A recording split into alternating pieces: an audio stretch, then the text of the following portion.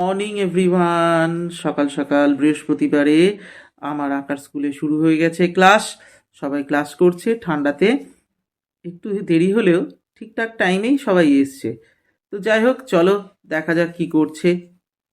প্রথমেই রয়েছে আয়ুষী মাহাতো। আয়ুষী সান্টা দাদুর ছবি করেছে। সবাই এখন সান্টা দাদুই করছে। তারপর রয়েছে ওদিকে আচ্ছা পারমিতা। পারমিতা মর্নিং ওয়াক হচ্ছে শীতকালের। ও আর ওর দাদা, তাই তো? না, ও আর ওর বাবা, কি জানি না, ওর ভাই আছে, ভাই।